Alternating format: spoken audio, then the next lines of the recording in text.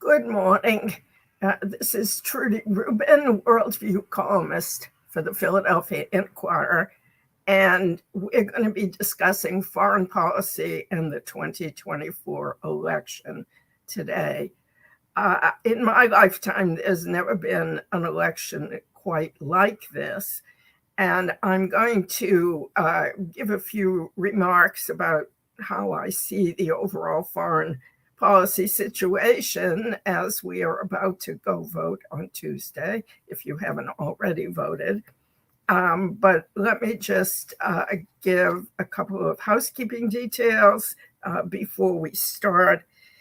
If you're watching on social media, feel free to send in your questions or visit inquirer.com/live to submit them directly. And that goes as well if you're watching on Inquirer Live itself. So I already have quite a few questions. Needless to say, a lot of them are on Israel and the Middle East. Some are on Ukraine. But I would just like to start by talking about an election that is like nothing I have ever seen in all of my voting life, which goes back a long time. It's an election of consequence that because we have two candidates who come from such different approaches. But it's also an election of consequence because we are at such a strange, chaotic, and uncertain time in terms of the world going forward and the United States' role in that world. Right now, China is rising, and Xi Jinping has made clear that by 2049, which is the anniversary of the founding of the People's Republic, he wants to see China outstrip all other countries, including the United States, militarily, politically, economically. He has also said or indicated that by 2027, he would like to see the Taiwan question resolved, which of course means back in the Chinese fold. You have Russia under Vladimir Putin, who has given any number of speeches, not just since the Ukraine war, but since 2007, when he first laid out his anger and resentment at the West in a speech at the Munich Economic Forum. And all through since then, his position has been that Russia was cheated. The end of the Soviet Union was a calamity. The West took advantage of Russia, and now he wants to restore not only the historic Russian Empire, but also Russian dominance in a sphere of interest that basically includes and even goes beyond all the countries now independent that were once part of the Soviet space. So there are these two big dictatorships now in alignment over the war in Ukraine. And frankly, I think this is an alignment that is going to last. There is talk that the Trump team thinks they can pry it apart. I think at one time the Biden administration saw that. But both Russia and China can use each other. This is a transactional relationship, not a relationship of love. In fact, the Chinese sneer at Russia. I remember the first time I went to China in 1986, and I went to Guangzhou, formerly Canton, the large industrial city in China's south, and nightclubs were just being set up. And I went to this big nightclub on an island on a river that goes through Guangzhou, and I saw that all the waitresses were blonde. And I asked the manager, who was Chinese, of course, why are they all blonde? And he told me, because they're Russians and we like to have them serve us. So China is taking advantage of Russia's weakness and neediness and getting cheap energy supplies. And in return, Xi Jinping is backing Putin as long as his war in Ukraine doesn't cause problems for China, and as long as it pokes America in the eye. So you have an alliance that, as you know, is extended now to North Korea and Iran. And this is a new global order, an order in which the US has been gradually falling back, including under Trump, and frankly, continuing under President Biden. And so the next president is going to have to deal not only with the challenges of two major wars ongoing in Ukraine and the Middle East, but also will have to deal with a world in which the whole structure that was set up by the victors after World War II is coming apart. The World Trade Organization and trade rules are falling apart because China is too big to have to obey them. And all over the West, especially in the United States, but also in Europe, there has been great resentment building because under those rules, China was able to suck out a lot of industrial jobs. And that resentment has only grown, leading to a penchant on the US side for the use of tariffs, something that came into full play under President Trump, has been continued under the Biden administration, but which Trump wants to expand exponentially, which could create economic chaos throughout the world. So you have the old economic rules crumbling, you have US hegemony crumbling, the unipolar power that everyone talked about in the 90s after the collapse of the Soviet Union is long since gone. There are other major countries coming to the fore, the so-called BRICS, Brazil, Russia, Indonesia, China, South Africa. That is not an organization that has been able to show its political power, but Putin is trying to muster it in order to play on resentment towards the United States and encourage BRIC countries to act on that resentment.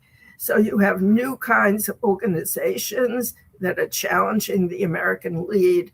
You have the United Nations proving to be toothless because it can't do anything effectively since the UN Security Council is powerless due to the vetoes of Russia, China, and the United States. And I don't put an emphasis there on the US being the biggest problem, although I think sometimes it is a problem with its veto. But China and Russia do everything to make it impossible to resolve the Ukraine war, which is a total violation of the UN Charter. And they're not helpful on the Middle East either. So UN gone, new associations being built. On the US side, President Biden has been building up new groups of allies to confront or deal with China in Asia and Southeast Asia, putting together groups like the Quad, in which Japan and South Korea now talk to each other along with the United States, bringing in Australia, trying to strengthen NATO. And so there is a huge chaotic whirl of changing rules and dynamics that the next president will have to face that has not shaken out. but basically is setting up new divisions in the world. Into that new world come the competing presidential candidates, Kamala Harris and Donald Trump. Now, I should say, before getting briefly to the two of them, this is also a world in which technology is exploding into the military, into economic development, and also into the spread of misinformation. And so into that world comes a competition between the US and China over chips, with Taiwan in the middle, and the race for who will develop the most sophisticated chips is on, and it's not clear who will win. President Biden has put a lot of money into this race, and it is basically a potential decider for who is going to dominate the future political and economic space in this new world we're entering, because technology means totally different wars that will be fought differently on the battlefield, as I have seen in Ukraine, where drones trump everything. It means that satellites can be shot out of the sky. It means that robots can take over on the battlefield. So that is also the world that Harris and Trump face. Now, I'm sure I'm going to get questions on both of them and how they would govern and who their advisors are. So I won't go into detail here, but I will just say that the choice really is between a leader, Donald Trump, who confronted foreign policy as basically the province of one man. As he has said repeatedly, I alone can fix it. During his first term, he had guardrails, as I'm sure you knew. A lot of talented Republicans served and were fired. There was a steady rotation, but basically some of his worst instincts were stopped before they could be employed. And the team around him now will not check those instincts. So this is a wild card who stresses his ability to carry out policy by conversations with dictators. On the other hand, you have Kamala Harris, who is truly untested. The reason the campaign has played so little role in this election season is because there's so much domestic politics to argue over. But I'm sure Kamala Harris was relieved by that, because basically she has been an assistant to President Biden, and we have to judge her by Biden's policy. Her advisory team is still unclear. There are a couple of key people in it whom I'll talk about later. I already have a question on that. But this will be a learning experience. So between chaos and dealing with dictators and a learning experience, the United States is in for a rocky ride on foreign policy in the coming 4 years. And so let me get to some of your questions now. And please feel free to ask me more if these questions don't answer the ones you have on your mind. Now, I'm going to take up the election questions first, and then I will get to the Middle East and Ukraine and anything else you want to add.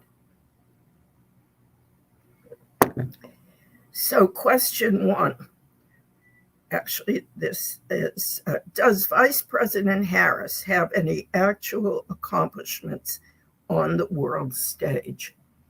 I think a vice president is not in a position to have accomplishments. She has dealt with the border issue, and you can approve or disapprove, but she, as a prosecutor, had experience with prosecuting crime rings and other rings trying to smuggle people across or smuggle drugs. She also has the experience of number two. I mean, clearly she has been with Biden as he made decisions. In the end, the decisions are his, but she has had the experience of traveling around the world, being up to date on these issues, uh, being briefed security wise. And that is an important basis of experience for any new leader. Certainly, she has more experience, say, than President Obama did, or maybe even than Governor of Arkansas Clinton did when he ascended to the White House, or Governor of Georgia Jimmy Carter. Uh, that said, there are question marks, as I noted, um, and I can get to that later. But we also have the experience of Donald Trump, who says that he kept the nation safe and Biden led it into wars. And this is something that I feel underestimates the negative factors in his first term that people don't pay attention to, because history doesn't begin at the beginning of a presidential term and end at the end. And so I feel that Trump's record basically paved the way for the wars in Afghanistan and some of the critical problems in today's Middle East. I'm just going to talk on that for a minute. I don't have a specific question, but I think it's very important and relates to the question that I asked, that I raised. Trump's dealing with dictators sometimes looked like it had achieved results. But then if you follow through and watch what happened afterwards, you see that the results faded and were actually just smoke and mirrors. For example, his relationship with Kim Jong-un, with whom he held 2 summits, with whom he exchanged love letters. That failed totally because the goal of that dialogue was to get Kim to stop building nuclear weapons and enter into talks with South Korea. And not only did Kim not stop after the failure of these talks, but has built dozens of nuclear weapons in the time since and built enormous numbers of ballistic missiles, one of whom he just tested as if to say to the 2 candidates, take a look at me, whoever wins, you cannot put me back in the box. I am a nuclear power. So important failure number 1. Failure number 2 is that I think Trump let Putin believe that he, Trump, would give Ukraine to Putin into his sphere of influence. Now, maybe Trump didn't foresee the invasion, although when he says the war started in 2022, he ignores the fact that the war between Russia and Ukraine started in 2014 when Russia invaded the first time. But after the pandemic, Putin had good reason to wait for another Trump victory before doing any deal. And I think he saw a target of opportunity in invading because he thought it would only take a week and he would take over Kiev and Biden would have nothing to say about it. And then perhaps Trump would come back and he would be able to keep his ill-gotten gains. The main point is that Trump never deterred him initially, and Trump now wants to turn Ukraine over to Russia in a 24 hours, as he keeps proclaiming.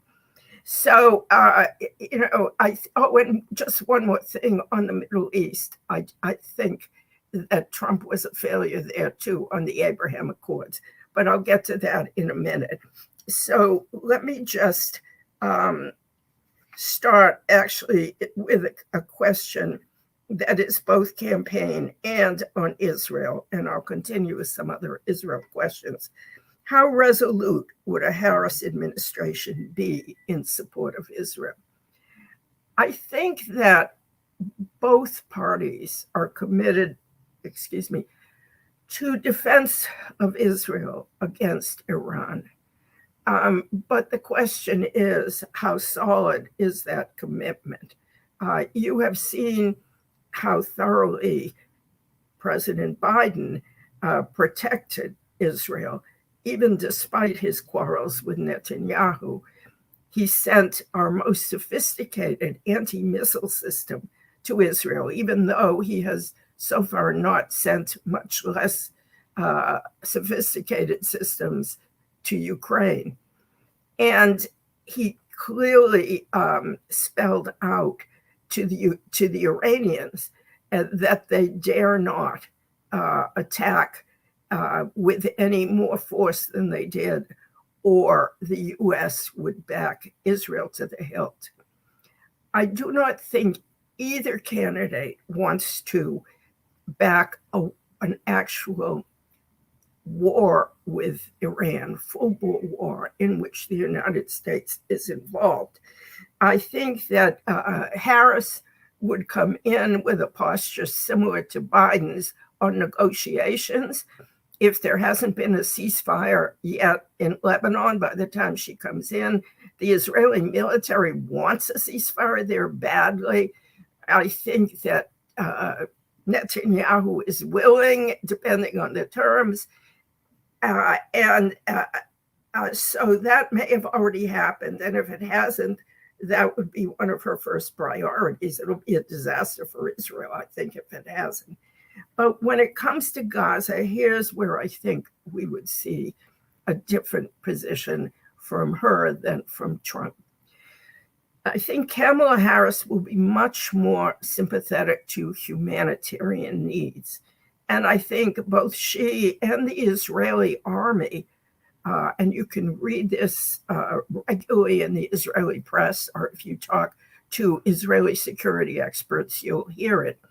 Both of them understand that Israel has destroyed as much of Hamas in Gaza as it is able to, without creating a chaotic humanitarian situation there, which is going to compel Israel to take permanent reoccupation of the whole strip and mesh Israel in a quagmire that will cost many, many Israeli troops. Now, that may seem counterintuitive since Israel claims it's wiped out Hamas and its leader, Sinwar, has been assassinated. But, I go back far enough that I saw Israel stuck in Gaza before and in South Lebanon. And when you're stuck in a situation where there's still guerrilla warfare, you take heavy casualties unless you can draw the population away from the group that is still fighting a guerrilla war against you. In this case, the direction in which Israel is proceeding is going to inspire a resurrection of Hamas 2.0 and expand the guerrilla war and force Israel to stay on indefinitely. Arab nations are not going to come in and help with policing or help with rebuilding if Israel keeps bombing civilians and drives the remaining population in northern Gaza into the south, which means that practically the entire population of over 2 million will be living in tents or in schools or in mosques. And that is the direction in which Netanyahu is heading.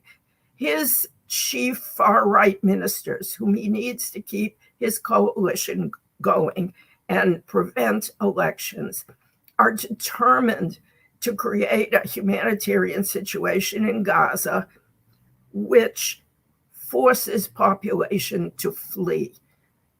Egypt is not going to take those refugees. They have 5 million Sudanese refugees, and Gazans don't want to leave. Many of them had houses before. But the continuing bombing is destroying whatever infrastructure is left, and nobody is going to rebuild it if the Arab armies don't come back and help, meaning the Saudis and the Gulf states. And here's where Trump made a mistake. Trump brags about the Abraham Accords, but in reality, those accords only resulted in peace agreements with small emirates on the Arab Gulf who had never fought a war with Israel and already had sub rosa contacts.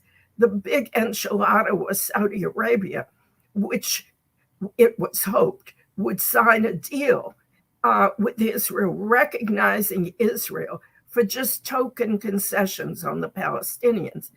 And Jared Kushner, the first son-in-law who negotiated the Abraham Accords, ignored basically the Palestinians' political interests, thinking they could be pushed aside by just giving them a few Saudi dollars.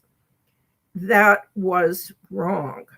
And meantime, thinking he was absolutely in the clear, Netanyahu tolerated the development of further settlements in the West Bank and of violent settlers attacking towns and cities, which led to the growth of a new terrorist movement on the West Bank.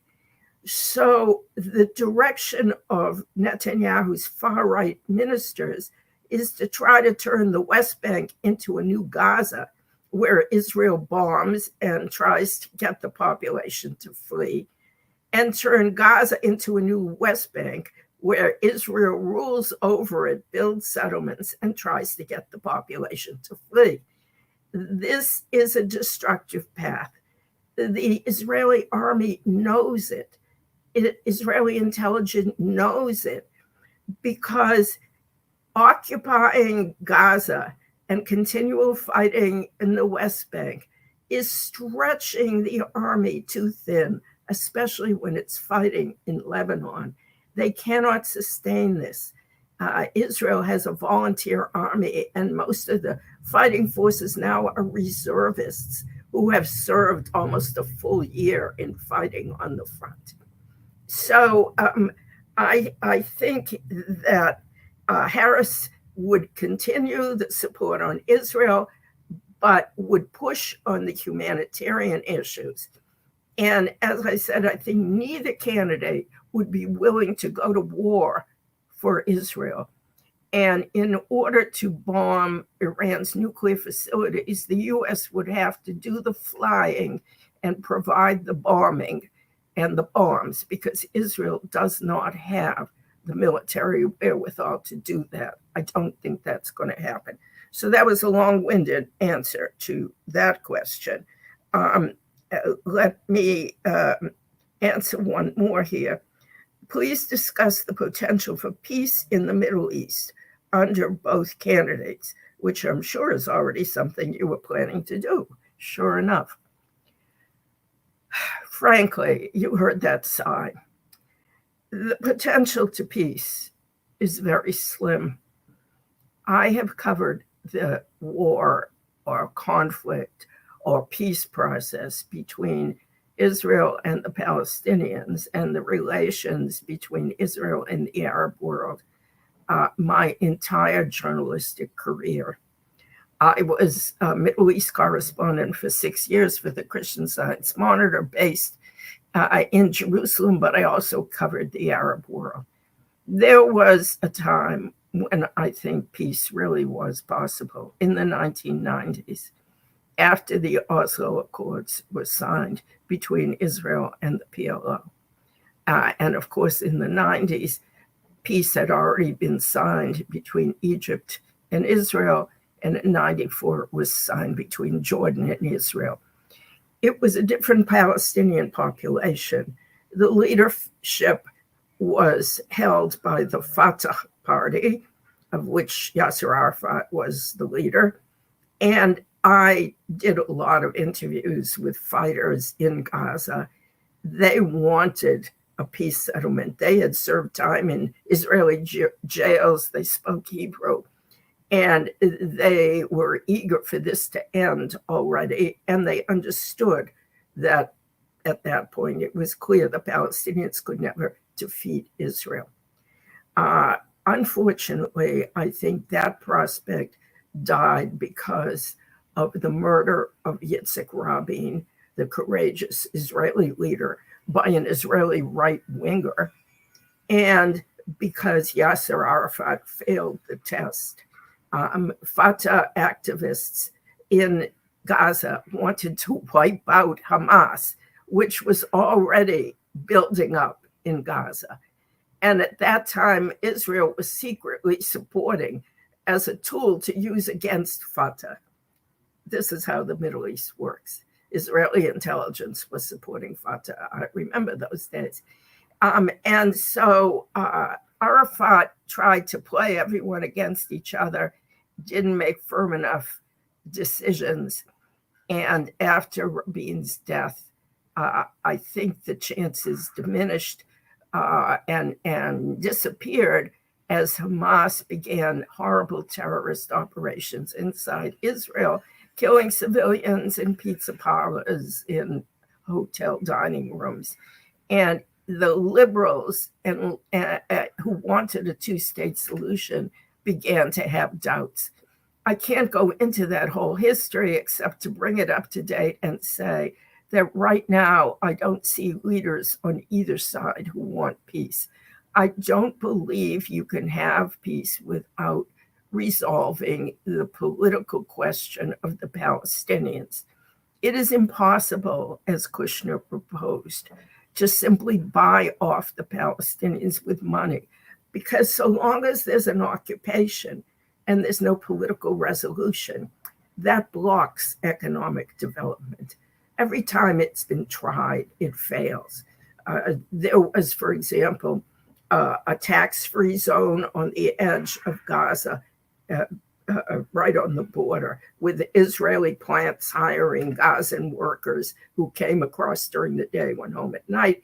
This was back in the 90s under Shimon Peres, a Labor Party leader, prime minister.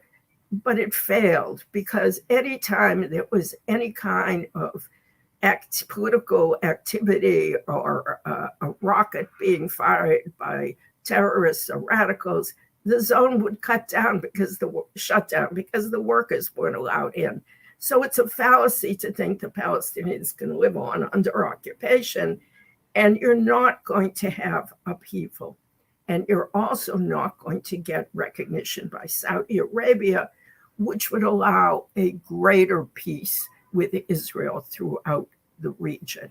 And frankly, if things continue as they are in Gaza and the West Bank, I fear for the future of the Egyptian and Jordanian peace treaties, which are far more important than the Abraham Accords, because those were countries which had big armies and actually fought against Israel. And those peace treaties have been essential to keeping Israel safe. Now, let me just look and see. I'll take one more Israel question. Do we have a significant risk of an action by Netanyahu or by Iran and its proxies that will inflame the situation to an untenable level? That is a very good question, But I think we circle back around to one nut that, frankly, I don't see the way to crack. It is this. At this point, it will be very, very hard to stop Iran's nuclear program. As you will recall, Trump withdrew from the deal that had been signed between the Obama team and Iran to limit the nuclear program. I wrote columns saying that was not a good enough deal, but I and even many critics of the deal felt, many other critics felt, that it was better than nothing, because what that deal did was force Iran to ship its enriched uranium out of the country and shut down centrifuges that could manufacture more enriched uranium. Now, the political attack on that deal and Trump's attack claimed that it was useless because it had sunset clauses. And it's true that part of the deal would start to shut down around now. But if the U.S. had stayed in the deal, Iran would not have a stockpile of enriched uranium, which could produce enough material for 3, 4, or 6 bombs within 2 to 3 weeks. That doesn't mean the warheads are ready into which to put the enriched material, but that would take much less time than it has to enrich all that material. And so, in a sense, we shot ourselves in the foot. And now I see very little chance of renewing those negotiations, nor do I see any point, because Iran already has the wherewithal for a bomb. I agree that it would be very dangerous for Iran to get the bomb, but I think at a point where Israel has now proved its superiority in dealing with missiles, with air defenses, and so forth, this is going to inspire Iran to move faster. And frankly, the only way that can be thwarted is for American planes. Only American planes are heavy enough to carry the bunker buster bombs, which only we have, which are powerful enough to crack through the underground centers where Iran is working on its bomb. So this is a circle, catch-22. Does the U.S. want to be directly involved in a war with Iran? Or have we reached the point where there is going to have to be deterrence? And deterrence really requires the Saudis and all of Sunni Middle East to work with Israel to deter Iran. But that alliance cannot fully come together, or even partially seriously come together, until the Palestinian issue is dealt with.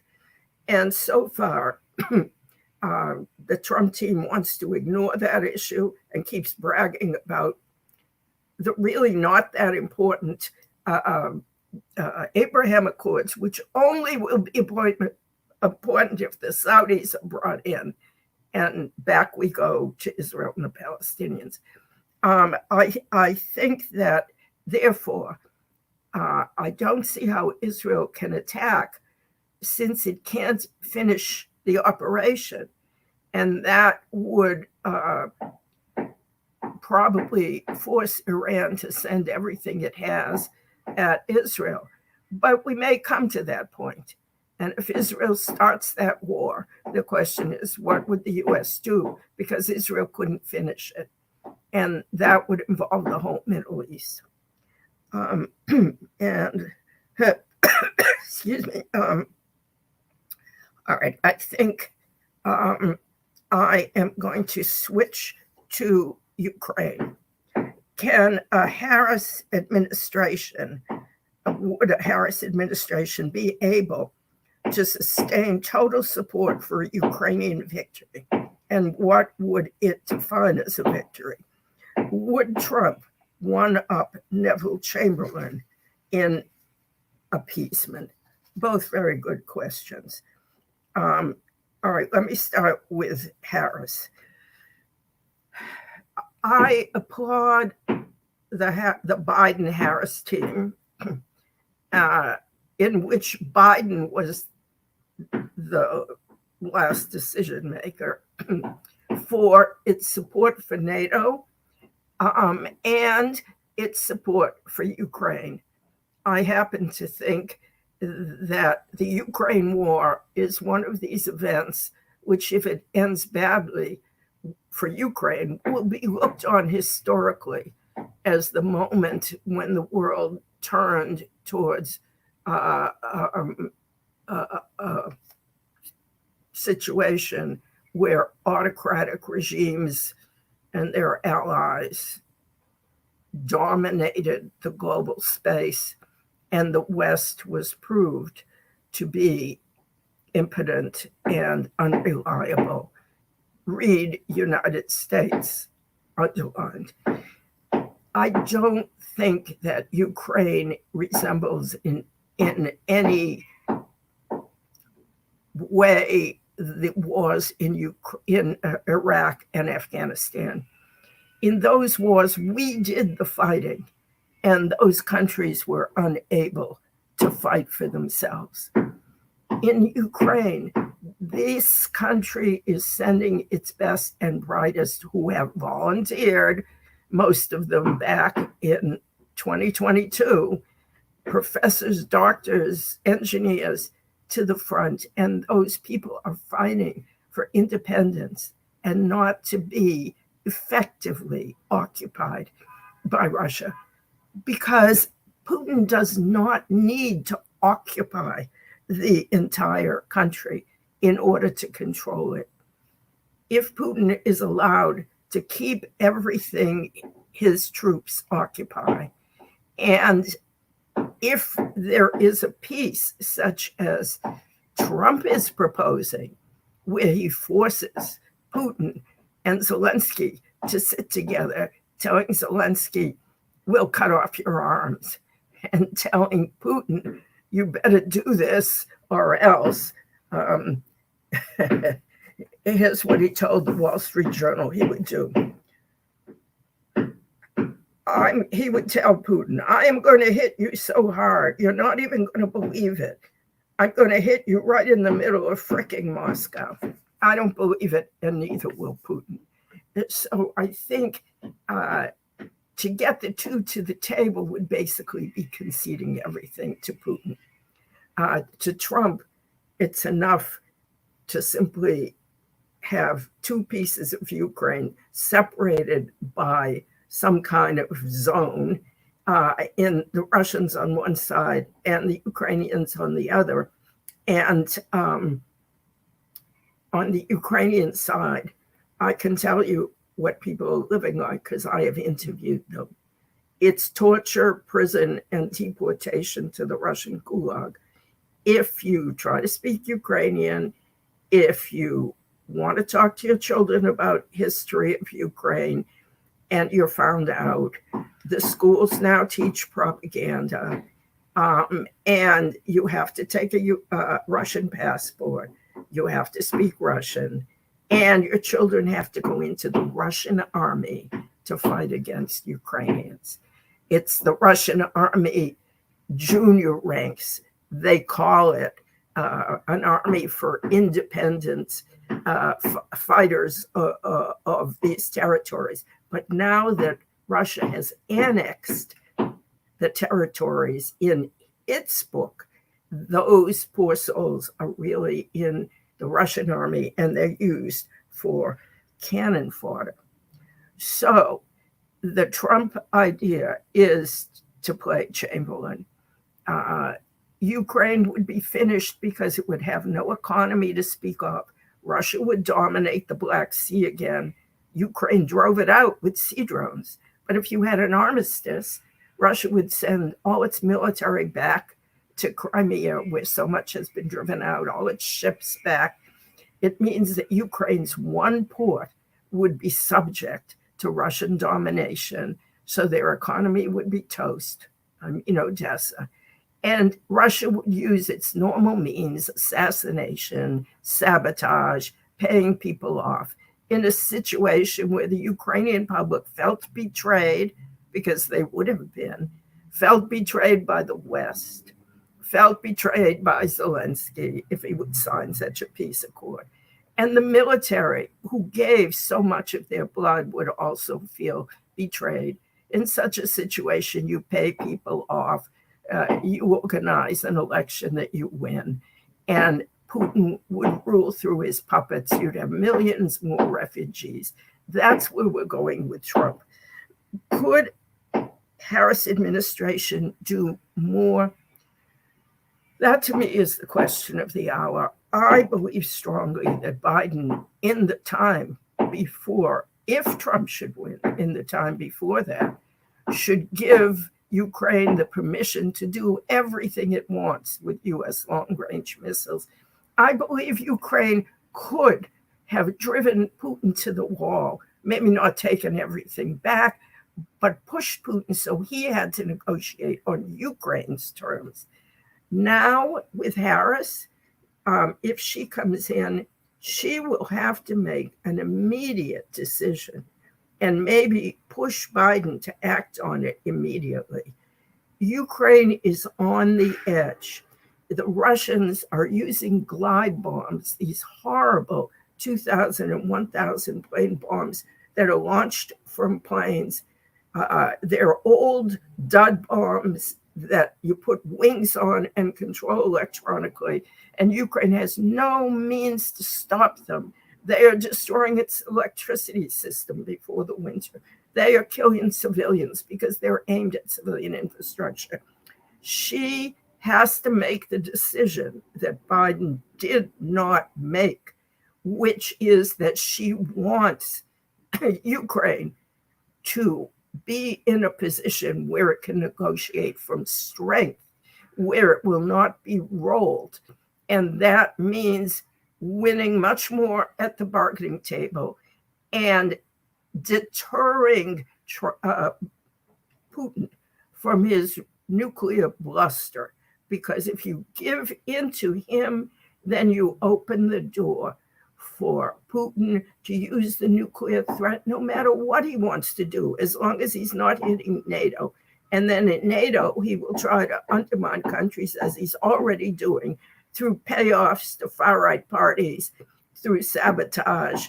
The Russians are killing people on European soil, through assassination and through misinformation.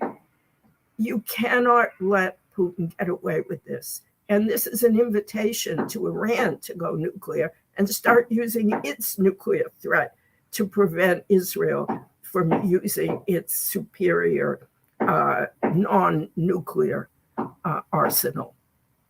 So that's what Harris could do, but it will take a huge decision from her right at the beginning in order to make such a change in the Biden policy.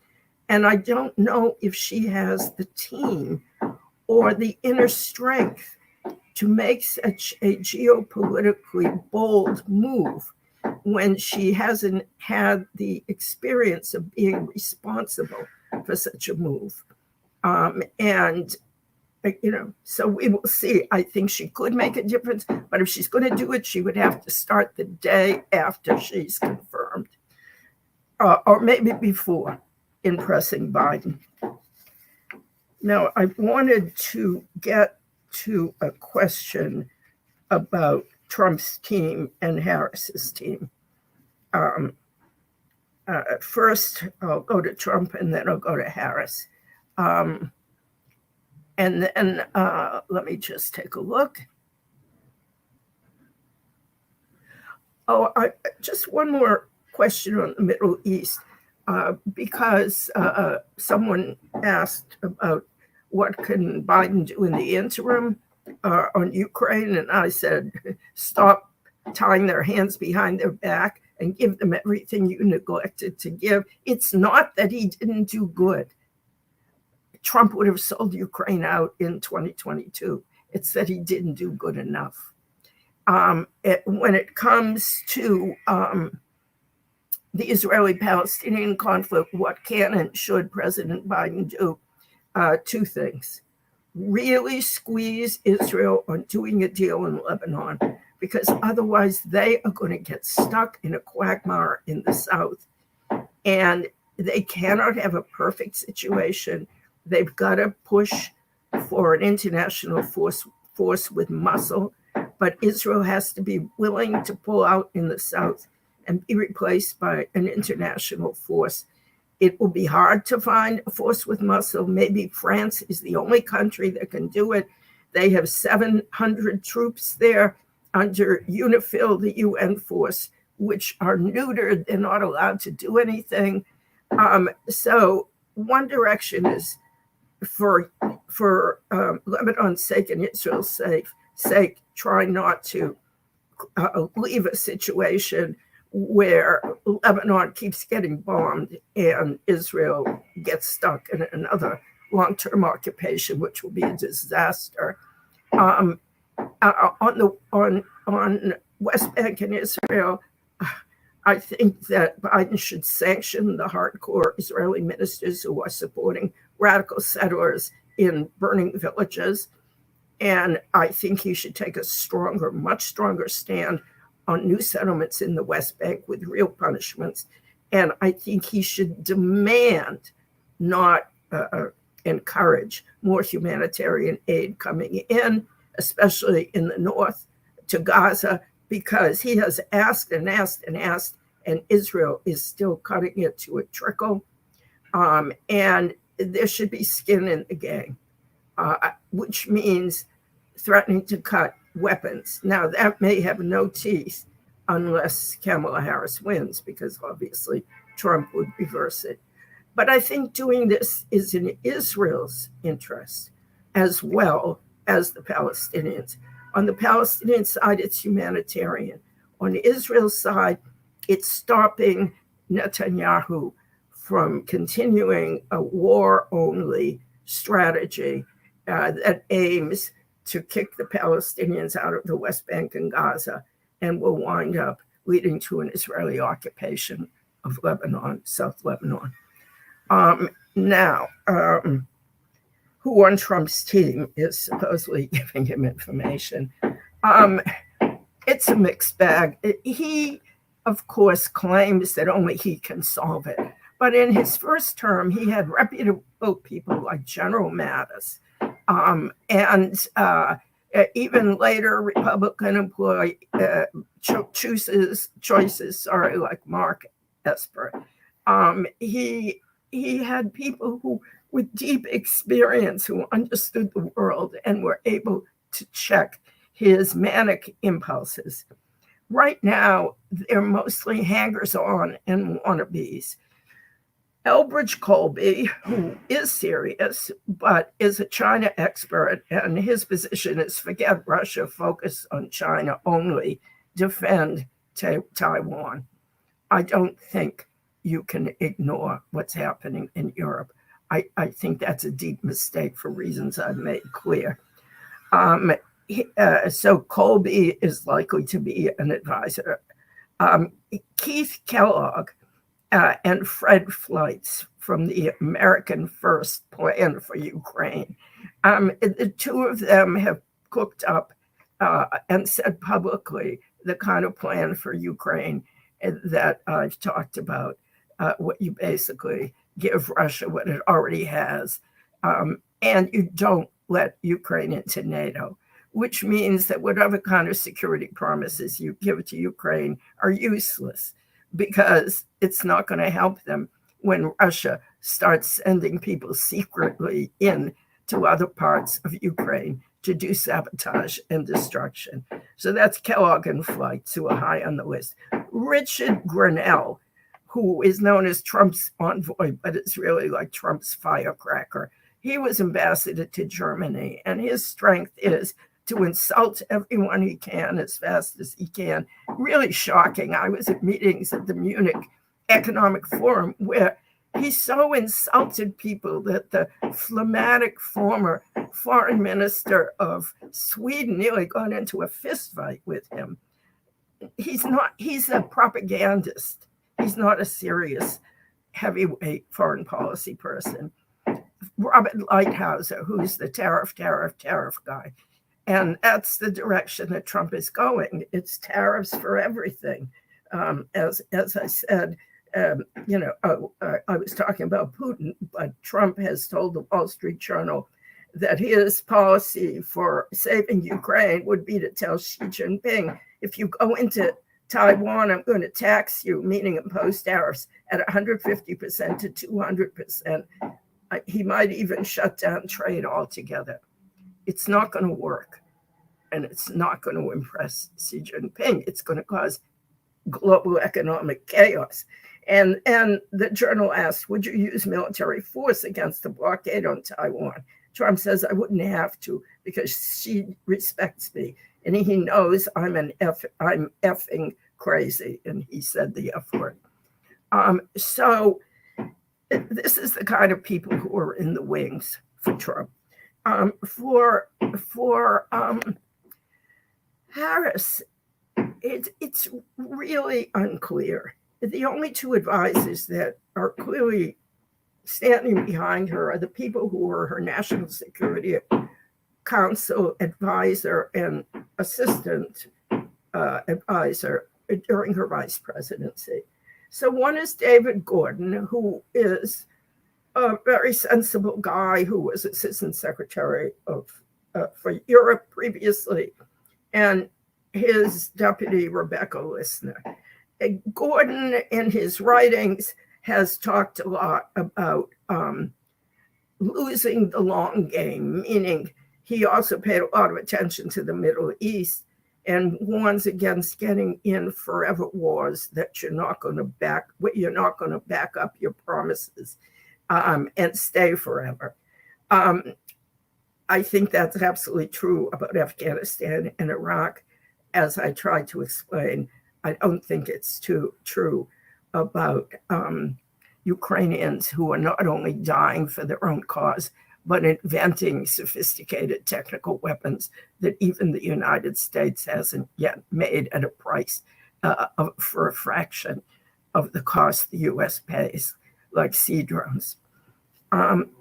So it's a big question mark. There are lots of names out there for possible secretaries of state and defense that are basically from the old Obama team, Michelle Flournoy for defense, maybe a Republican for Secretary of State, like defeated Senator Jeff Flake, who was very sensible on foreign policy. But it's not clear, besides not getting trapped in forever wars, what her take would be on how do you handle Ukraine. Do you give it what it needs, or do you just limp along, which means Ukraine will lose? And whether you're going to be more tough on the Middle East, and a whole bunch of other questions. And what I worry, about her team is some of them seem to be cross references to what they're actually advocating. What do I mean? Like the Obama administration, they talk big on human rights, but then they don't do anything to support their talk, which leads to the argument that if you're not going to support the talk, don't talk big. Like with the Syrian opposition, where Obama rightly criticized Syria's horrendous crimes, and that's fine. But then you don't lead the opposition to believe that you're going to support them until they overthrow Assad, which was never possible from the beginning. I mean, there are other things you can do to change Syrian behavior or to affect its Russian sponsor, but you don't make promises you can't keep. So honestly, I don't know what she's going to do beyond that. And last question, what in your opinion is the US's greatest immediate danger? Is it Putin? I think that it is Trump suck up to dictators, because I think they have his number. They know he succumbs to flattery, and they know he thinks he knows it all, even though he doesn't know history or diplomacy or details of the subject matter he gets into with the dictators.